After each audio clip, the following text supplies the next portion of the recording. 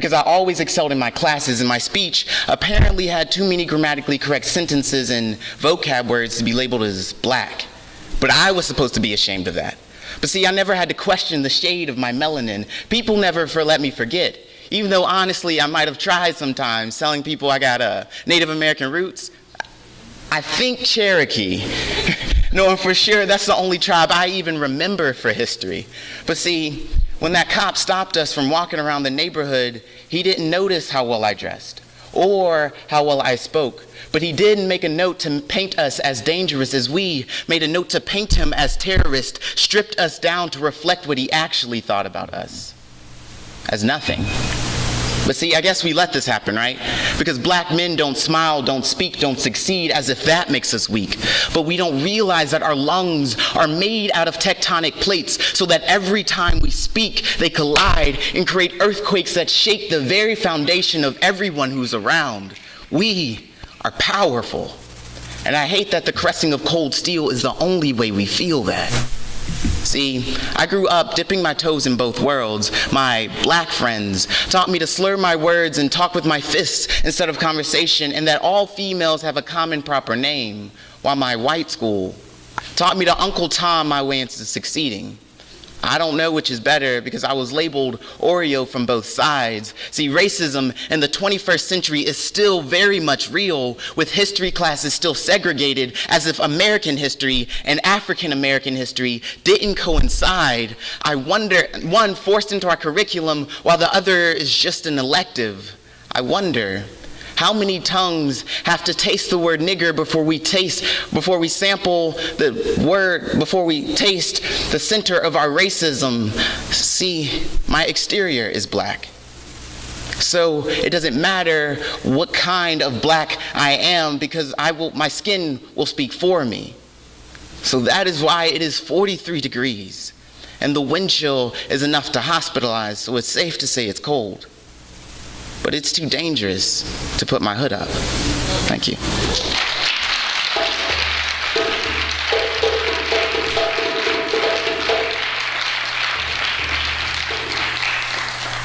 Please join me in welcoming to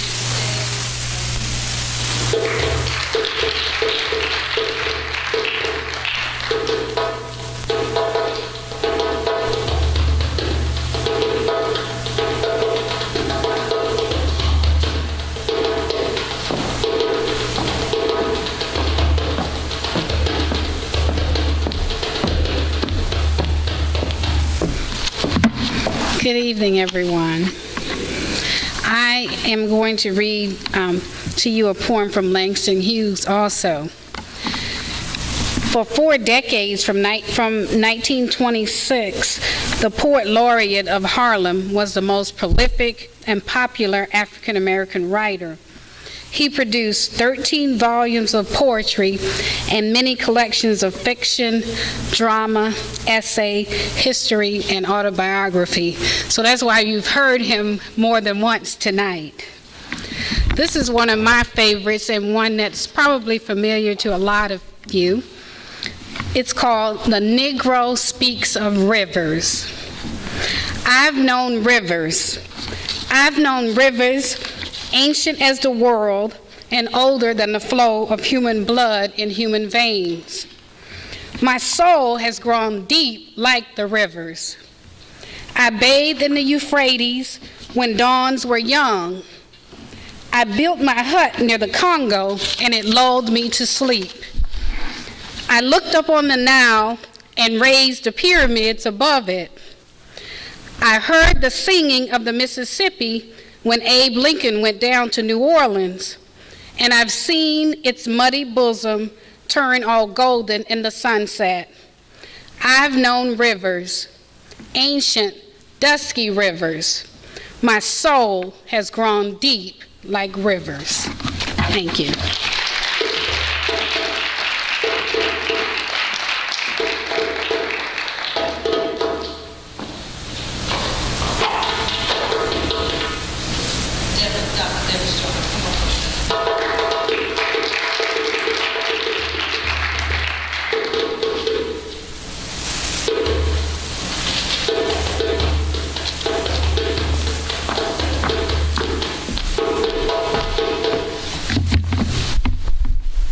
Good evening.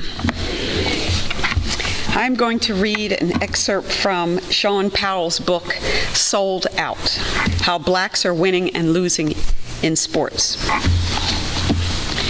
Black middle-class children have options besides sports, just as white middle-class children do.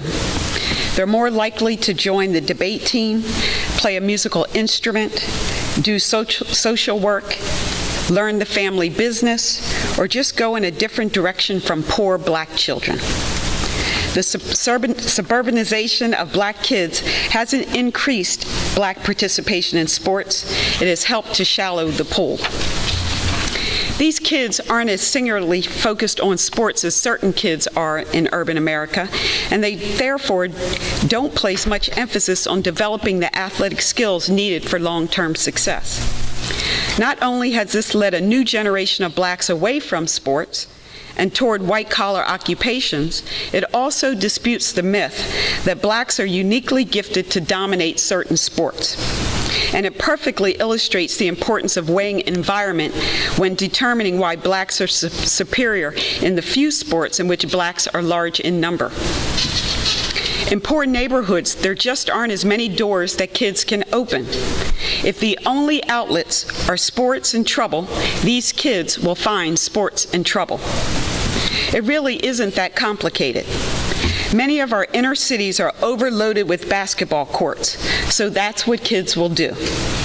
You don't see baseball fields on every corner, or tennis courts, or volleyball nets, or golf courses, or ice rinks, or wrestling mats, or equestrian courses. For decades, city parks and recreation departments went the inexpensive route and simply paved basketball courts and put up nets, thereby dictating what poor black kids did with their spare time and excess energy. These park and rec departments also assumed this is what the neighborhood wanted, rather than give the neighborhood other venues and alternatives to explore. That's why basketball became the black man's game. It wasn't necessarily his choice. It was the choice he was given. On the flip side, black middle-class kids aren't as confined because such limits aren't placed on them. Their parents are taking them to the ballet and the opera and directing them to the soccer field and giving them the resources to do whatever strikes their interest. If you gave the typical poor black kid these same advantages, basketball courts would empty in a hurry, if not completely. So it's no accident that the decline of blacks in sports coincided with the rise of the black middle class. Excuse me if I don't shed plenty of tears over the decline of black participation in sports either. Dr. Harry Edwards, the Berkeley sociologist, said in an interview for this book that any trend that results in fewer blacks reaching the big time is not a very good thing. On that point, we agree. Success is success, no matter how it's accomplished, as long as it's done legally and honorably. And success is always welcomed by a race of people that constantly struggles to find it. But the high visibility of blacks in our most popular sports always tugged me in opposite directions. On one hand, black athletes do provide an ego boost and a sweeping sense of pride for the black community. Also, a good many athletes have helped unite a racially mixed and sports-mad country in ways that those in other professions can't. And yet, a race that suffers from an unhealthy emphasis on athletes and entertainers needs to be recognized and respected for its ability to produce leaders in all fields, not just a few. Thank you.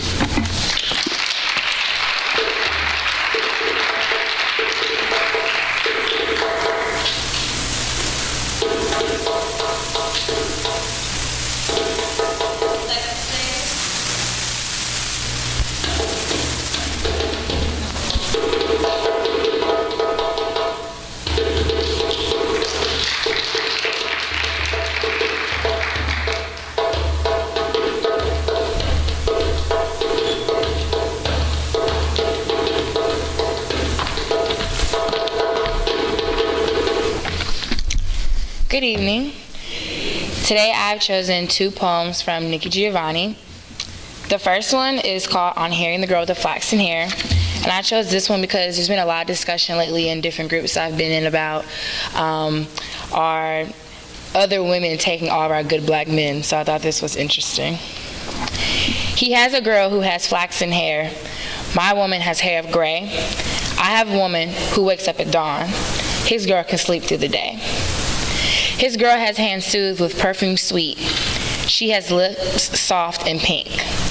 My woman's lips burn in midday sun. My woman's hands black like ink. He can make music to please his girl. Night comes, I'm tired and beat. He can make notes, make her heart beat fast. Night comes, I want off my feet. Maybe if I don't pick cotton so fast, maybe I'd sing pretty too. Sing to my woman with hair of gray, croon softly, baby, it's you. The second poem I chose is called Poem for Black Boys, and when I read this, the first thing I thought of was the amount of violence and things that we always hear about in Chicago, and it kind of just touched me, so I wanted to read this one as well, and I hope you can kind of hear her sarcasm. Where are your heroes, my little black ones? You are the Indian you so disdainfully shoot, not the big bad sheriff on his faggoty white horse. You should play runaway slave or mama. These are more in line with your history. Ask your mothers for a rat brown gun. Santa just may comply if you wish hard enough.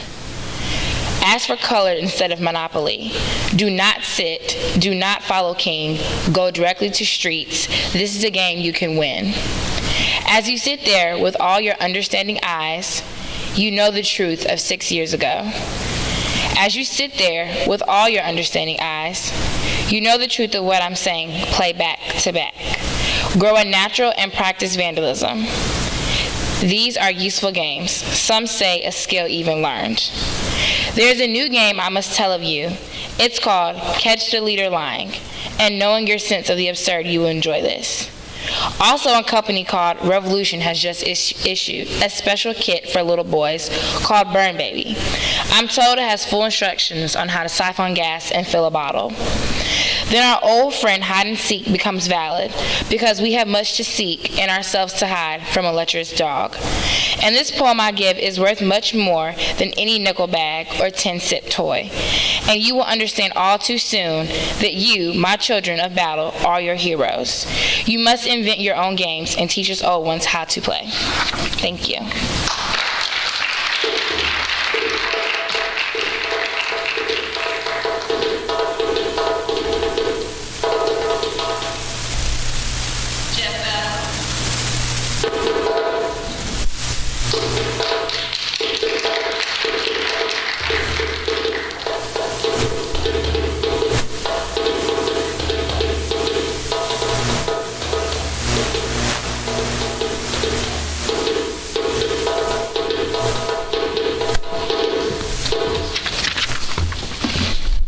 Good evening. I decided to read about Richard Wright. I'm going to read two pieces. The first one's from his book, Native Son. He says, I like this piece because it talks about family values and stuff, and it just shows how your family's always there for you. All right. He had lived and acted on the assumption that he was alone, and now he saw that he had not been. What he had done made others suffer. No matter how much he would long for them to forget him, they would not be able to. His family was part of him, not only in blood but in spirit. Okay, and my second piece is also from Richard Wright. It's from a book called Black Boy, and this to me is like self-confidence, just for everything that I do throughout life. And it says, anything seemed possible, likely, feasible, because I wanted everything to be possible. Because I had no power to make things happen outside of me in the objective world, I made things happen within. Because my environment was bare and bleak, I endowed it with unlimited possibilities. Redeemed it for the sake of my own hungry and cloudy yearning. Thank you.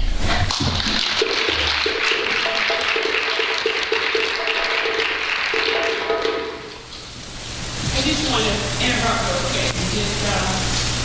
very special for me. Jeff is on the football team and trying to bridge the scholarship and athletics.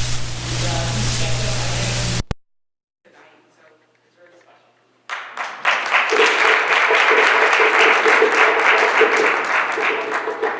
Miles Robinson is our last speaker of the evening.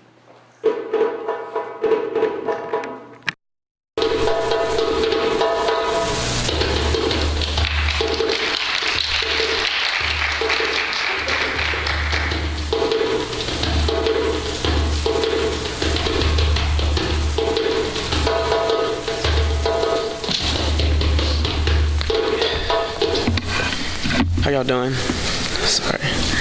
Sorry to keep y'all here so long. Probably ready to go.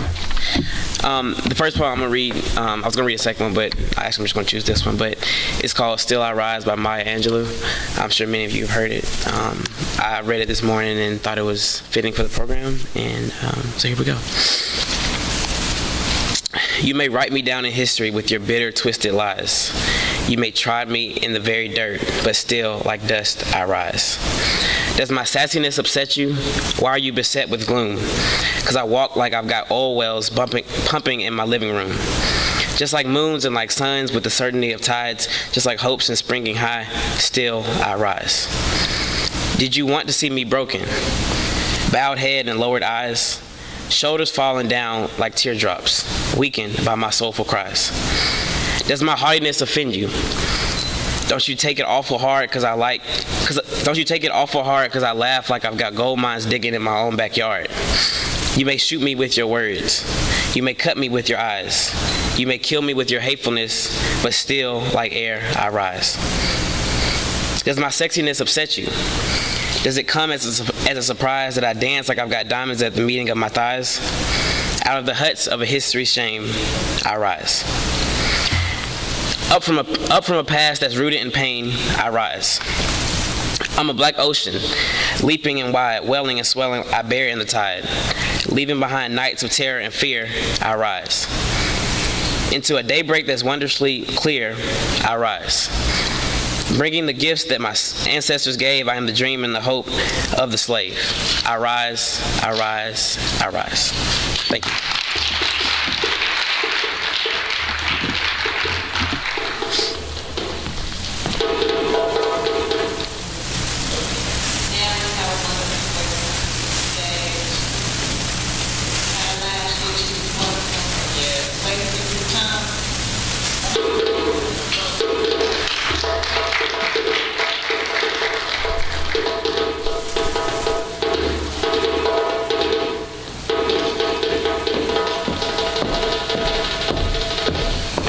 Good evening.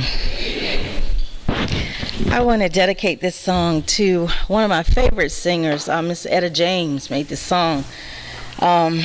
Very well-known song, so if we have any couples in the house and people that are married and happy and loving on each other, this goes to you too. Oh, she bringing me another mic? Yes. You sure? Would you like this? Honey, I can sing from this. It's fine. It ain't that deep. Number 2, baby. It's okay. It ain't that deep. I ain't got to switch over.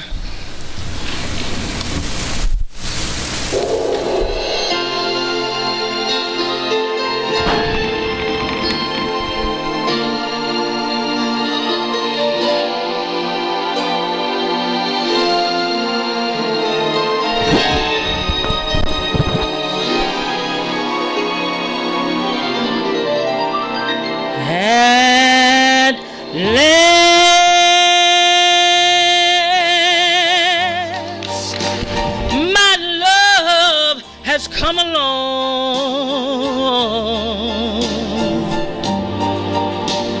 my lonely days are over, and life is like a song. Oh yeah, at last the skies above are blue.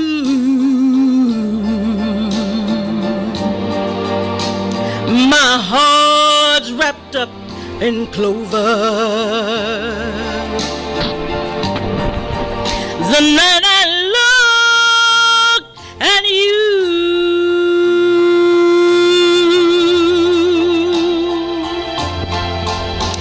I found a dream that I could speak to, a dream that I could call my own. I found a thrill to press my cheek to, a thrill that I never know. You smile, you smile, you smile, and then the spell was casted. And here we are in heaven, and you are mine at last.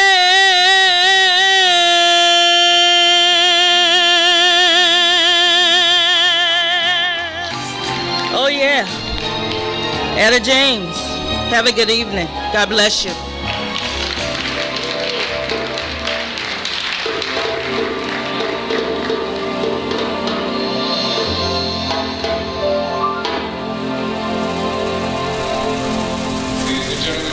Very much. That brings a close to tonight's event. One more round of applause to everybody who